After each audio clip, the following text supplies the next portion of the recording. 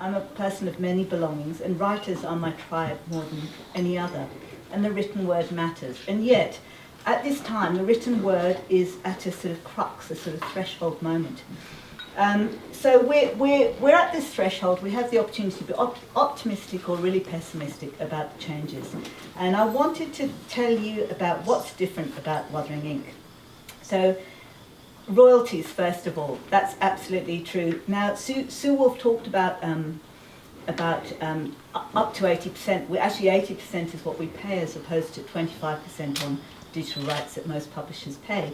And when we first got together and we sat around a dining room in Sydney and we plotted and we planned, we thought, what can we call ourselves? And we decided to call ourselves the Royalties, because we were all about getting more royalties for authors, and we did feel kind of royal on that occasion. And we got down to doing something that writers don't often do. We wrote a manifesto. You know, we're writing novels, poems, plays usually, but on that night we wrote a manifesto of all the things that we'd like to see changed.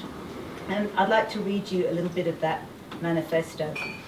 So that first bit was that authors had to own their rights forever, not surrender them. And what was happening at the time, and is still happening, is that publishers are asking for rights forever, and yet they're not compensating authors so much, as you know. So the advances have dropped down, and yet they're asking for more. So that didn't seem right to us. We got very radical at this point.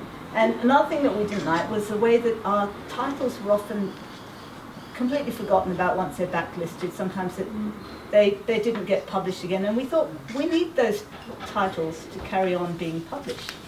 We want them there forever. There were lots of barriers in that old paradigm with publishing overseas.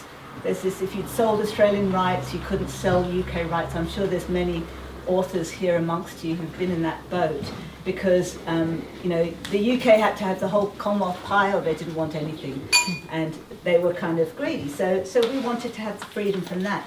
We wanted to publish whatever we wanted, not just publish on publishers' terms, because often publishers will want your most commercial work, but the experimental, risk-taking work that we all do and is nourishing for us and is fantastic for other people to read, often is not easy to get published. So this is the kind of freedom that we wanted. So we reimagined it, and we put the writer at the centre of the arrangement, because this was a kind of time where that was possible, and we didn't want to do it with the, you know, writers were gathering around traditional intermediaries like Amazon and Smashwords, and it seemed to us that the whole business, the commercialization, was starting up afresh, but with just new intermediaries, and we'd have to fall into line with these new intermediaries. But what if we could just do it slightly differently? So that thought experiment has turned into a very proper birth today, which I'm really proud of, and I'm really pleased that you're all here to help us celebrate. So what does this look like, and how can we enable real intimacy with readers in a way that hasn't been done before? So you'll go on our site and you'll see that there are videos with authors. It's not just about shutting the garage door and closing off and not ever seeing your books again. You can communicate with your authors that you love, and we want to promote that kind of intimacy.